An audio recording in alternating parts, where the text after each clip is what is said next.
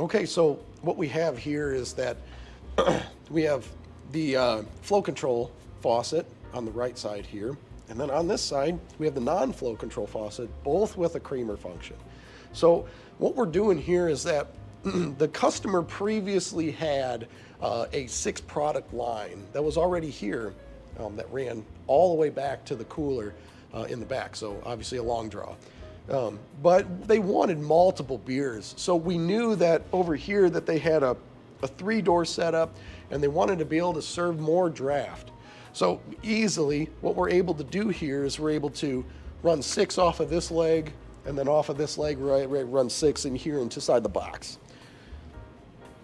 So with that being said, you know, we don't need the flow control for the other side per se, because it's technically a direct draw system. It's right below it. We can actually add the restriction needed, which you wouldn't with this. Because of the long draw here, we used a 4-foot restriction value, and we're able to create restriction up to approximately 15 pounds of pressure inside of the faucet itself. So we're able to create proper restriction here, and then over here we're able to create proper restriction by just using a normal value of 6 feet, just 2.2 pounds per foot. So at this point we're able to pour normally off of CMBecker's regular type faucet with their own type of creamer function, and then here we're able to control this specifically off of their flow control, which gives you a real good pour off of a long draw, and we're going to able to almost replicate that, if not make it happen, off of the short draw system, which is connected on the other side. Okay, so what we're going to do here is with CMBecker's flow control faucet, their true flow control faucet, essentially what we're going to do is we're going to pour a Yingling lager out of here. Now keep in mind this run is anywhere between 135 and 150 feet. And all the way to the ceiling here we have a 20-foot drop. So the beer's on a roller coaster all the way to the tap. So what we're going to do here is, Yingling is traditionally hard to pour in certain areas since it's new to the Midwest. And they've done a great job of brewing the beer to go all over the place. And what they're doing is to protect the beer, they carb it just a little taller.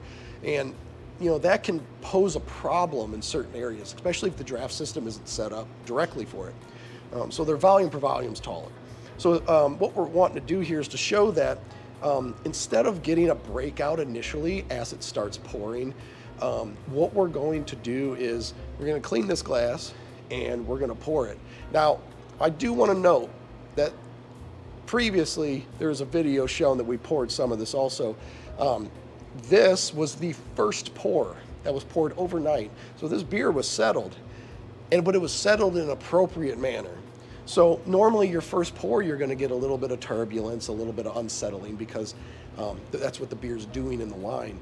With this, we're actually able to slow it down incrementally at the back of the faucet, and then, you know, serve it. So we're going to clean the glass, get all the junk off. And this is probably pre-adjusted.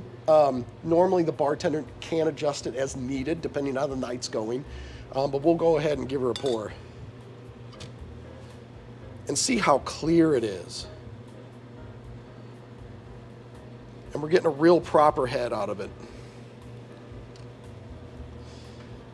And that is as good as you're going to get. It gives you a 1/4 inch, a little bit more than a 1/4 inch head. There's no weird bubble breakouts. There's nothing weird about the CO2 that's immersed in the actual beer, and it's nice and clear. There's plenty of CO2 in this beer, and it's been sitting cold in the line, preserved. So you're going to get a real proper pour with this, even with a creamer.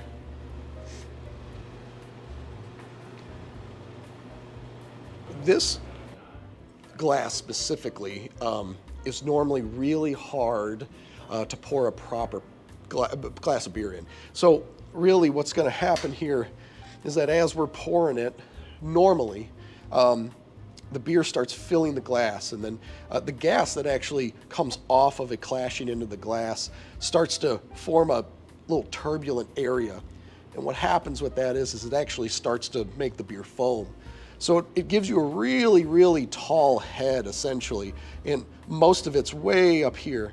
Now, if you're pouring it with a proper compressed beer, something that's properly put together and the CO2 is actually inert inside of the alcohol, you're going to get a really good pour out of this. So we're just going to pour this out of here. It's one of their brands here. So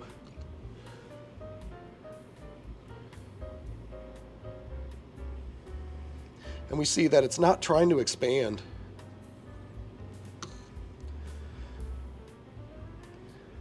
And see how it, right here, where all that CO2 tried to escape immediately, that was where that clash is.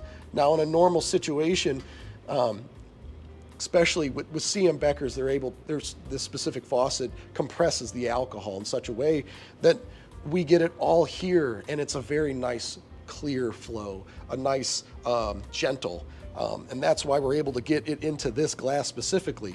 And keep in mind, this was without actually spritzing the glass to rinse it in any way, shape, or form.